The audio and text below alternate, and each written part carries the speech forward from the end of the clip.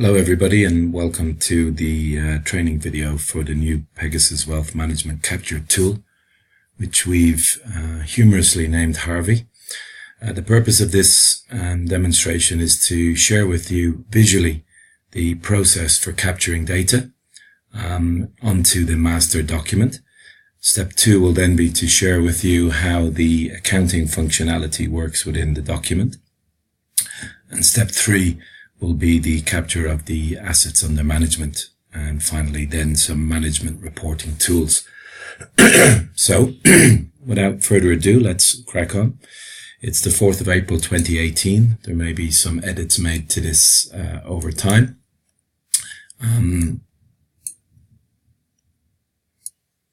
Okay, we're using a tool here called Screencast-O-Matic, which is very useful for recording demonstrations for rollout to the staff so that they can access at any time the training video. So I'll start from scratch. We will locate the training tool in a shared register saved on a server in Durban.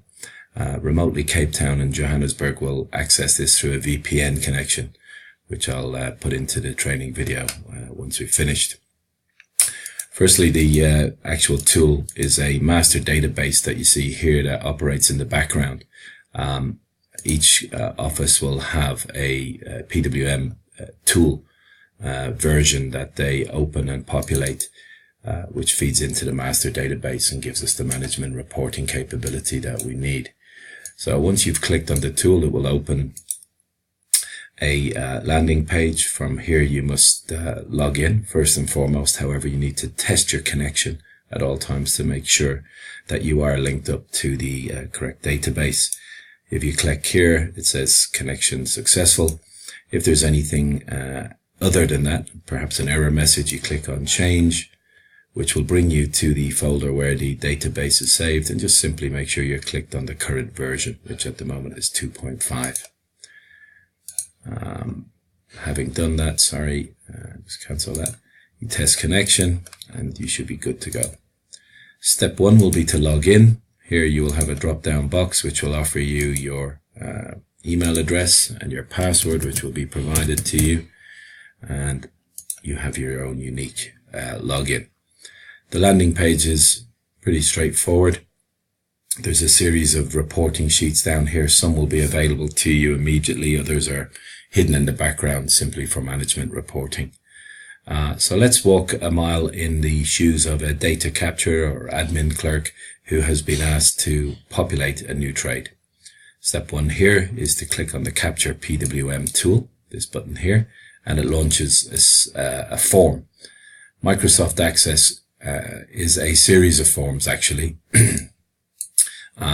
that you simply populate. It's all driven in the background by Excel, so some of the drop downs may look familiar to you, but it's a very, very good tool for multi-users and office sharing. We have a series of buttons up here that we'll look at afterwards, but let's run through a typical deal. Okay, so Office, you will of course pick from the office that you are working from. This will be populated fully. For the purpose of demonstration, some of these fields are not fully populated as yet until we finalize the version for rollout. So we'll say Johannesburg, excuse me, April 4th. It'll automatically populate here the month that this was all captured and the year, the residency of the individual, the category of business. Very important that you get this right. We want to use this filter later to extract from the database all of our Cat2 business. The client name field is an interesting one. We found in the past when operating a manual spreadsheet that client names had been put in different shapes and formats. So Mr. Lindsay Earl, for example, may have been put in 2 years ago as Earl Lindsay Mr. 1 year ago as Mr. and Mrs. Earl, and then more recently just simply Lindsay Earl. What we're trying to do is to get a common format to capture the client names. maybe a bit of a hit and miss, but you'll notice as you start to type a client's name, Mr., it will offer you the possibility that this guy may already be in the system. If he is, you can accept his name. If not, you can carry on.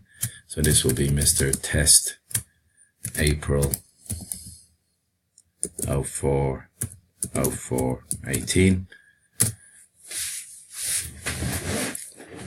You move on to the transaction type.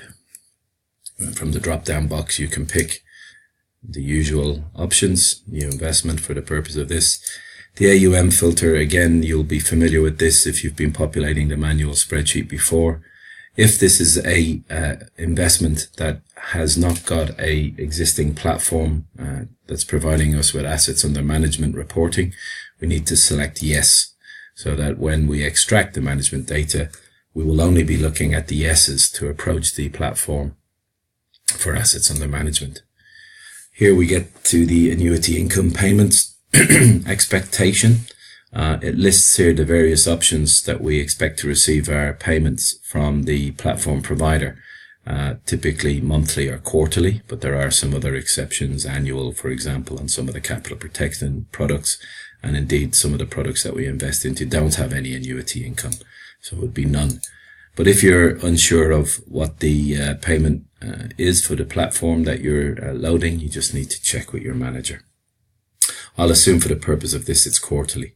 Later in the system, by selecting this, it will do an estimated quarterly income calculation against which there will be a discrepancy report produced. So very important that you get this right.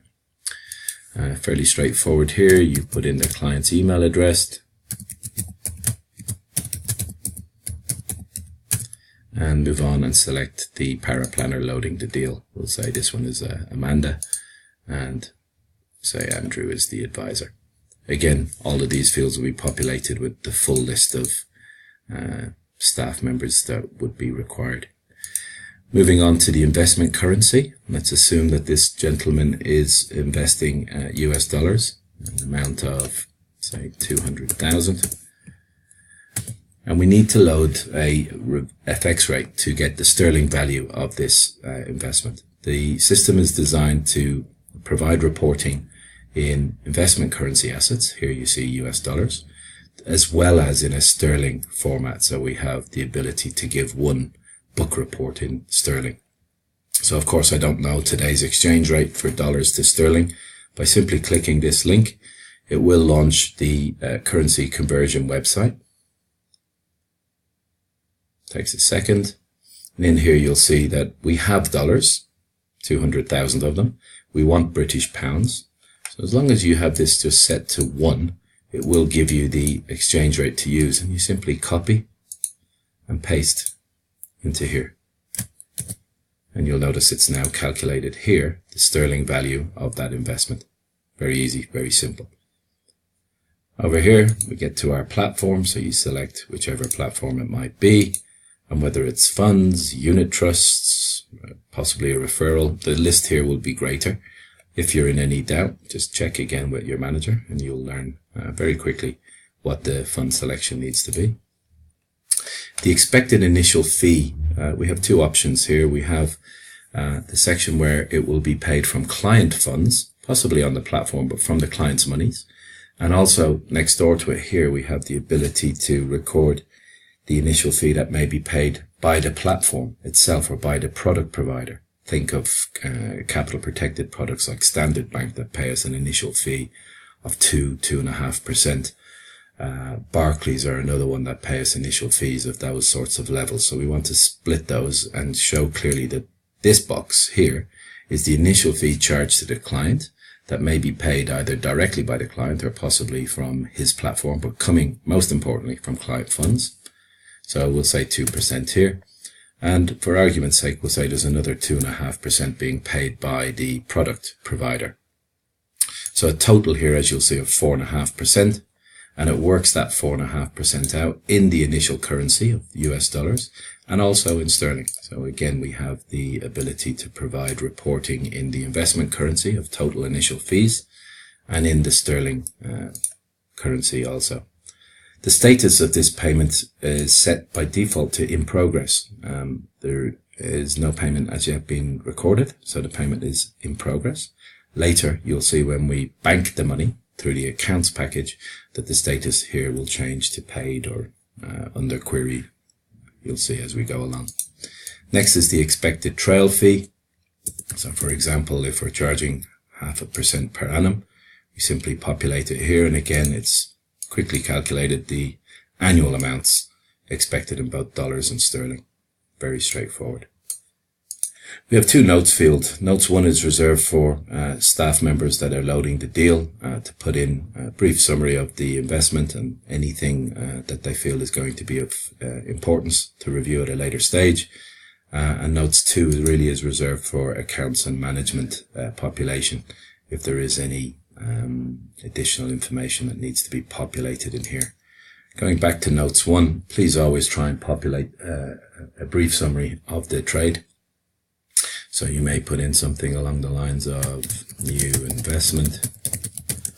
Client is dripping into his PWM balanced portfolio.